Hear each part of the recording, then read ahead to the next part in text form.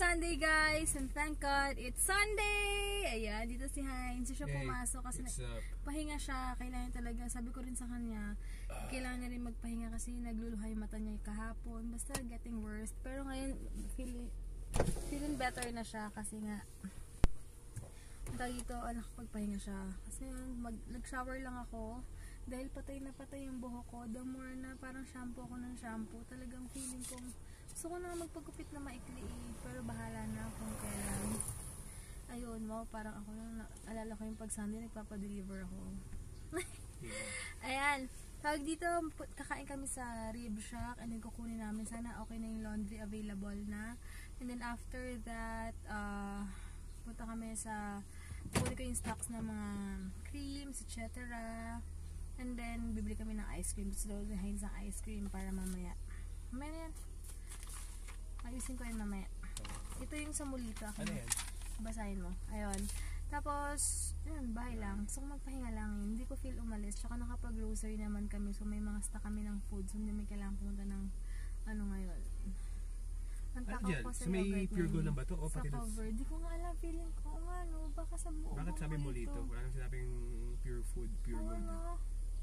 Buong Mulito yan. Sige guys, sumaya na lang. Ang dami nang naka-park dito, para ang dami nagla-lunch. Ayan, dati kasi pag dinner lang sila. Ayan, parang gusto ko yung buffalo wings nila. Ayan.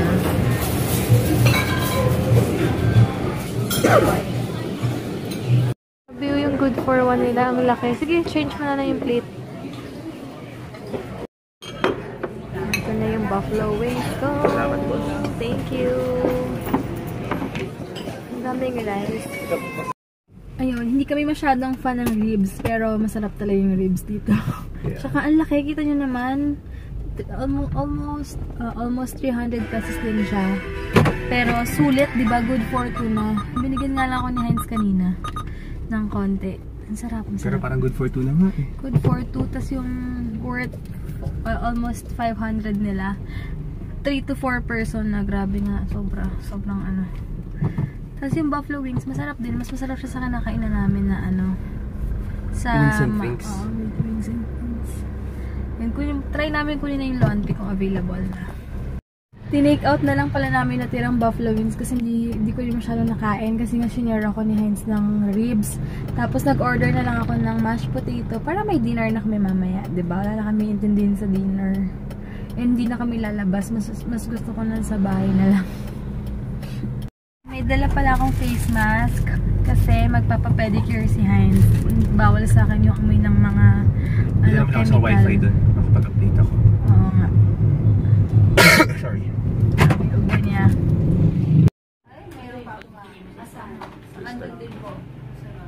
Don Henriquez. Bumili si Heinz ng ice cream niya. Cookies and cream. Ako kasi gusto ko yung sa Don Henriquez eh. Yung tagto 20 lang yung cheesy. Dalawang ganyan papabili sa kanya. Wow, may curry siya. And then, what is this?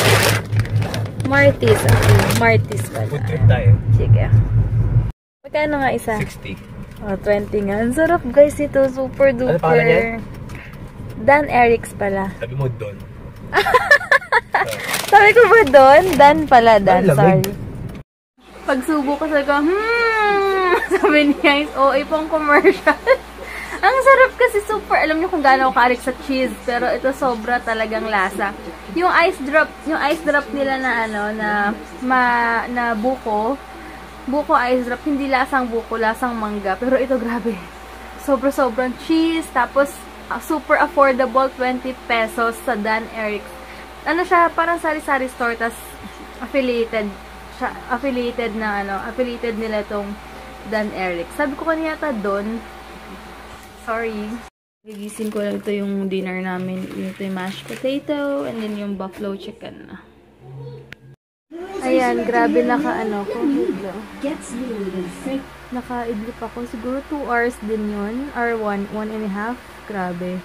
Hindi nagustuhan Heinz yung mashed potato na hindi ko rin nagustuhan yung binili namin kasi super duper oily. Tapos sadyo na rin yung chicken. So, nagpa-deliver na lang kami ng McDo nuggets. yung kakain namin. Sobrang sukang-suka ako ngayon. Iba yung pakiramdam ko. Ewan ko nga, iba muna nagpapahinga ba ako? Or normal? Yeah, wait. Tapos ayun, iba. I know!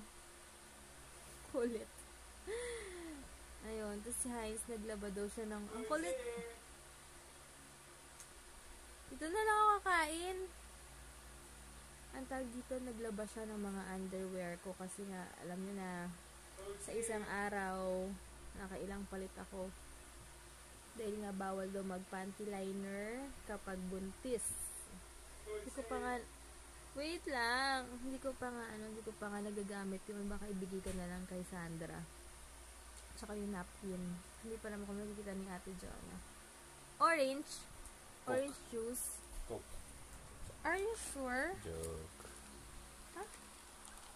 Yay, thank you. Kasi last time, orange yung in-order ko. Hindi ko alam bakit Coke yung binigay. Food's here! Hi ka muna sa kanila. Hey, hi guys. So, sayang yung just binigay resting. out namin kanina. Tsaka yung mashed potato. Ano pa naman mashed potato doon? 70 pesos yata isa. Kailangan ano yung kung di mo talaga gusto, diba? Kakain mo na kami guys, wait lang. Ayan, ito yung food, ting rice. Ito sa kanyang. So, yun nga, si Mama, pumunta sila ng Tagaytay para bumili ng beef para sa kaldereta kasi ilang days ko. Pasensya na ganito kasi nahilo ko. Yung susuka ko talaga. Yun nga, bumili sila ng beef kasi sa Tagaytay super mura doon. And then, o nga pala si Kuya Noy, minsan delay din siya mag pick up and deliver kasi kanina ko lang nalaman from Laguna to Dasma hanggang Las Piñas, siya ang nagde-deliver, nagpipick up. And Burmans ngayon, super daming packages daw.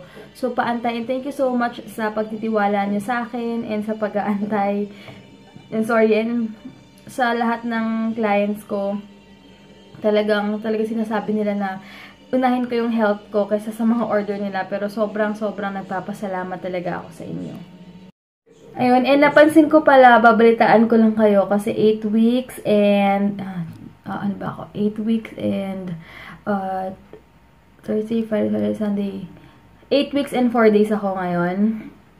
Napapansin ko, kahit natulog ako ng tulog, pahinga ako ng pahinga, minsan more than 9 hours pa yung sleep ko, nangingitim yung dito ko. May kausap ako sa Instagram, lalaki daw yung anak niya. As in, nangingitim daw talaga yung mga under eye area, kilikili, yung leeg, may ganyan. Pero ganun talaga, enjoy na lang, 'di ba? Kaysa ma-stress tayo, importante, magkakabibi na kami.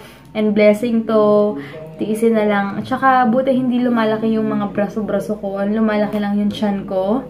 Yun lang, and yung face ko, medyo chubby-chubby na siya. Yun lang naman, ever since naman kasi tumaba ako, hindi talaga lumalaki yung braso ko. Yung tiyan lang. Pero ewan ko lang sa mga susunod sa mga second trimester kung... Pero alam ko pag pregnant, 10 to 15 pounds or more pa yata. Pero okay lang, willing naman ako mag-sacrifice. And syempre, hindi ko naisipin yung sarili ko, diba? Syempre, yung baby ko na. Iba na ngayon. Tsaka alam ko maraming changes, pero... Carry lang. Ang pinaka-ayoko lang talaga, guys, yung masusuka ka, yung parang wala kang gustong kainin, ang weird, parang minsan naawa ko kay Heinz kasi kakain kami, diba? Lakad kami. Anong gusto mo? Gusto mo na ganito? Ganyan lahat i-offer niya. Ako maiinis ako, sabihin ko na, kakain ako pag gusto ko. Hindi mo kailangan i-offer. Kasi lahat yung na-offer mo, ayoko talaga. Kasi wala rin ako specific na food na gusto. Ganun pala talaga. Ang hirap. Minsan parang gusto ko nang nahiyak na lang ako kasi ang hirap talaga na parang wala kang gustong kainin pero gutom ka. Pero you really have to eat talaga. Parang ganun, parang nakakainis. Pero nalasin na yung pagka-boredom ko kasi alam kong may baby sa loob. Tapos minsan kinakausap ko siya madalas. Tapos parang alam mo yun, nakakatuwa lang na looking forward ka everyday. Sabi nga ni Heinz, pag sa morning, natutuwa siya, tsaka na-excite kasi everyday alam niya may changes sa baby namin, nag-grow, so everyday excited siyang gumising. Pati ako ganon. Na yun lang nakakatawa talaga, sobra.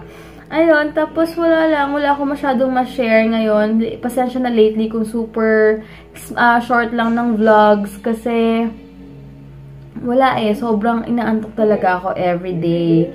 As in, minsan kailangan ko lang talagang umalis kasi kailangan kong mag-grocery, wala naman ako mautusan. So, kailangan ko talaga umalis. Kaya pasalamat na lang ako kasi hindi ako ganoon kaselan na kailangan ko talagang totally bed rest. Kaya papasalamat ako dahil active ako bago ako mabuntis. Yun pala ang maganda, magpupuhunan ka talaga. Kailangan maging active ka talaga as much as possible para pag nabuntis ka, kahit papano, malilesen lang, pero hindi naman sobrang lahat. Lagi na, hindi mo na magagawa yung mga gusto mong gawin or magagawa mo pa rin kahit papano, kahit grocery lang, lakad. Tsaka importante yung lakad-lakad talaga kasi exercise. So, yun lang guys. Bukas na lang. Thank you so much for watching and good night. Pasensya na talagang sobrang lately. Antok na antok ako lagi and wala ako sa mood.